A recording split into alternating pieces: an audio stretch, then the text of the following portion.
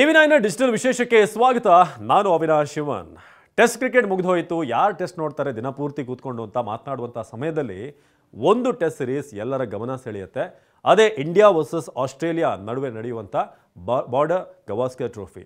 So ಈ ಒಂದು series ಏನಿದೆ, ಫ್ರಮ್ ಡೇ 1 ಇಲ್ಲಿವರೆಗೂ ಕೂಡ ನಾವು ನೋಡಿದ್ವಿ. ಮೊದಲ ಟೆಸ್ಟ್ ಆ ಒಂದು ರೋಚಕತೆ, ಎರಡೂ ತಂಡಗಳ ನಡುವೆ ಇರುವಂಥ ಪೈಪೋಟಿ, ಇಬ್ಬರೂ ಕೂಡ ಜಿದ್ದಾಜಿದ್ದಿಂದ ಆಡುವಂಥ ರೀತಿ ಎಲ್ಲವೂ ಕೂಡ ಟೆಸ್ಟ್ ಕ್ರಿಕೆಟ್ ಕೂಡ ರೋಚಕವಾಗಿರುತ್ತೆ ಅಂತ ಪ್ರೂವ್ ಮಾಡಿದೆ. ಮತ್ತೊಮ್ಮೆ ಈ ಟೆಸ್ಟ್ ಮೂಲಕ ಗೊತ್ತಾಗಿದೆ.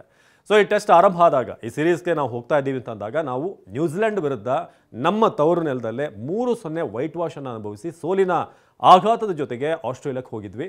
ಭಾಳಷ್ಟು ಜನ ಗಂಭೀರ್ ಅವರ ಎರ ಮುಗೀತು, ಆಸ್ಟ್ರೇಲಿಯಾದ ಇನ್ನೇನು ಮಾಡ್ತಾರೆ, ಅವರ ತವರಿನಲ್ಲೇ 3 ಟೆಸ್ಟನ್ನು ಸೋತಿರುವಂಥ ಟೀಮ್ ಆಸ್ಟ್ರೇಲಿಯಾಕ್ಕೆ ಹೋಗಿ ಏನು ಮಾಡುತ್ತೆ ಅಂತ ಎಲ್ಲರೂ ಕೂಡ ಡೌಟ್ ಪಟ್ಟಿದ್ರು.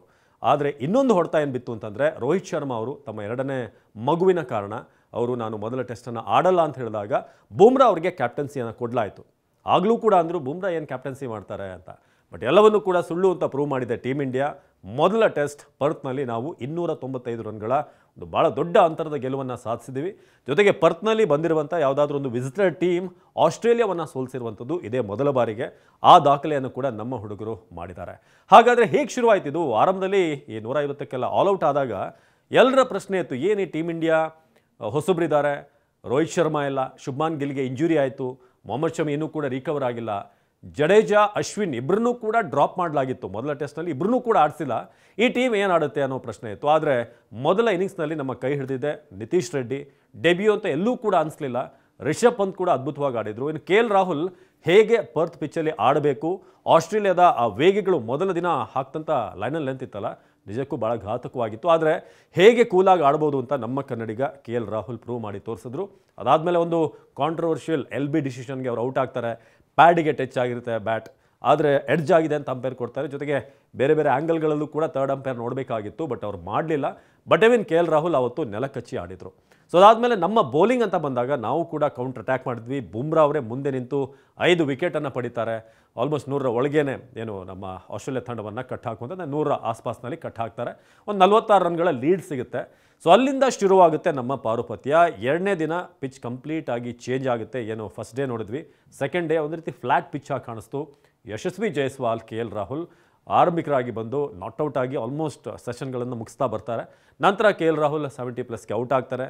ಯಶಸ್ವಿ ಜೈಸ್ವಾಲ್ ನಾನು ಆಸ್ಟ್ರೇಲಿಯಾ ನೆಲದಲ್ಲೂ ಕೂಡ ಆಡಬಲ್ಲೆ ಅನ್ನೋದನ್ನು ಪ್ರೂವ್ ಮಾಡಿ ತೋರಿಸಿದ್ರು. ಎಷ್ಟರ ಮಟ್ಟಿಗೆ ಅಂತಂದರೆ, ಮಿಚೆಲ್ ಸ್ಟಾರ್ಕ್ ಅವರೊಂದು ಬಾಲ್ ಬಂದಾಗ ಅದನ್ನು ಡಿಫೆನ್ಸ್ ಮಾಡಿ ಹೇಳ್ತಾರೆ, ball is coming two slow ಅಂತ ಹೇಳ್ತಾರೆ. ಅಂದರೆ ಅಷ್ಟು ಸ್ಲೋ ಆಗಿ ಬರ್ತಾ ಇದೆ ನಿಮ್ಮ ಬಾಲ್ ಅಂತ. ಆಸ್ಟ್ರೇಲಿಯಾ ನೆಲದಲ್ಲೇ ನಿಂತು ಅವರ ಬೌಲರ್ಗಳಿಗೆ ಅಲ್ಲಿ ಟಕ್ಕರ್ ಕೊಡುವಂಥ ಕೆಲಸವನ್ನು ಜೈಸ್ವಾಲ್ ಮಾಡಿದರು. 161 ರನ್ ಅವ್ರು ಗಳಿಸಿದ್ದು ಅದ್ಭುತವಾದಂಥ ಇನ್ನಿಂಗ್ಸ್. ಎಲ್ಲ ಶಾಟ್ಗಳು ಕೂಡ ಇದ್ವು. ಸೊ ಅದಾದಮೇಲೆ ನಮ್ಮ ವಿರಾಟ್ ಕೊಹ್ಲಿ 1 ವರ್ಷದಿಂದ ಇಂಟರ್ನ್ಯಾಷನಲ್ ಸೆಂಚುರಿ ಬಂದಿರಲಿಲ್ಲ. ಹೋದ ನವಂಬರಲ್ಲಿ ಅವರು ಒನ್ ಡೇಯಲ್ಲಿ ಸೆಂಚುರಿ ಗಳಿಸಿದ್ದು. ಸೊ ಅದಾದಮೇಲೆ ಸೆಂಚುರಿ ಕಿಂಗ್ ಅಂತ ನಾವು ಕರಿತೀವಿ ಕೊಹ್ಲಿನ. ಒಂದೇ ಒಂದು ಸೆಂಚುರಿ 1 ವರ್ಷದಲ್ಲಿ ಬಂದಿರಲಿಲ್ಲ. ಆ ಒಂದು ಸೆಂಚುರಿಯ ಬರ ಈಗ ನೀಗಿದೆ ಟೆಸ್ಟ್ ಸೆಂಚುರಿ ಮೂಲಕ, ಅದು ಕೂಡ ಪರ್ತ್ ನೆಲದಲ್ಲಿ. ಸೊ ಅದಾದಮೇಲೆ ನಾವು 500+ ಅವರಿಗೆ ಟಾರ್ಗೆಟ್ ಕೊಟ್ವಿ, 533. ಸೊ ಅದನ್ನು ಚೇಸ್ ಮಾಡೋಕ್ಕೆ ಸಾಧ್ಯ ಆಗಿಲ್ಲ. ಟ್ರಾವಿಸ್ ಹೆಡ್ ಯಾವಾಗಲೂ ಇಂಡಿಯಾ ಮೇಲೆ ಚೆನ್ನಾಗಿ ಆಡ್ತಾರೆ. ಸೊ ಅವರು 86 ರನ್ ಗಳಿಸಿದ್ದು ಬಿಟ್ಟರೆ ಬೇರೆ ಎಲ್ಲ ಬ್ಯಾಟ್ಸ್ಮನ್ಗಳು ಕೂಡ ಫೇಲ್ ಆದರು. ಸೊ ಈ ಒಂದು ಗೆಲುವು ನಮ್ಮಲ್ಲಿ ಏನು ವಿಶ್ವಾಸವನ್ನು ತಂದಿದೆ ಅಂತಂದರೆ, ರೋಹಿತ್ ಶರ್ಮಾ ಇಲ್ಲದೇ ಇರಲಿ, ಅಶ್ವಿನ್ ಜಡೇಜಾ ನಾವು ಆಡಿಸ್ದೇ ಇರಲಿ, ಗಿಲ್ಗೆ 8 ಆಗಿರಲಿ, ಶಮಿ ನಮಗೆ ಅವೈಲೇಬಲ್ ಇಲ್ಲದೇ ಇದ್ದರೂ ಕೂಡ ನಾವು ಆಡ್ತೀವಿ ಅನ್ನೋ ಒಂದು ಜವಾಬ್ದಾರಿಯನ್ನು ತೋರಿಸಿದ್ದಾರೆ, ಅಥವಾ ಒಂದು ಪೊಟೆನ್ಷಿಯಲ್ ನಮ್ಮ ಟೀಮ್ ಇಂಡಿಯಾಗೆ ಯಾಕಿದೆ ಅನ್ನೋದನ್ನು ತೋರಿಸಿದ್ದಾರೆ. ಸೊ ಈ ಒಂದು ಟೆಸ್ಟ್ನ ಪಾಸಿಟಿವ್ಸ್ ಅಂತಂದರೆ, Nitish Reddy as a allrounder entry ಕೊಟ್ಟು ಬ್ಯಾಟಿಂಗ್ ಹಾಗೆ ಬೌಲಿಂಗ್ ಎರಡರಲ್ಲೂ ಕೂಡ ವಿಶ್ವಾಸ ಮೂಡಿಸಿದ್ದಾರೆ. ಹಾಗೆ ಪಂತ್ ಆಡಿದಂಥ ಇನ್ನಿಂಗ್ಸ್, KL ರಾಹುಲ್ ಎಲ್ಲೋ ಒಂದು ಕಡೆ ಟೆಸ್ಟ್ ಒಂದು ಫಾರ್ಮ್ಯಾಟ್ನಿಂದಲೂ ಕೂಡ ಅವ್ರು ಹೊರಗಡೆ ಹೋಗ್ತಾರೆ ಅಂತ ಇತ್ತು, ಆದರೆ ಭಾಳ ಸ್ಟ್ರಾಂಗ್ ಆಗಿ ಕಮ್ ಬ್ಯಾಕ್ ಮಾಡಿದ್ದಾರೆ KL ರಾಹುಲ್. ಜೊತೆಗೆ ನಮ್ಮ ಪಂತ್ ಅವರು ಆಡಿದಂಥ ರೀತಿ, ಇನ್ನು ಯಶಸ್ವಿ ಜೈಸ್ವಾಲ್ ಈ ಒಂದು ಮೊದಲ ಟೆಸ್ಟ್ನಲ್ಲಿ ನಮಗೆ ದೊಡ್ಡ ಪ್ರಾಸ್ಪೆಕ್ಟ್ ಆಗಿ ಹೊರಗಡೆ ಬಂದಿದ್ದಾರೆ.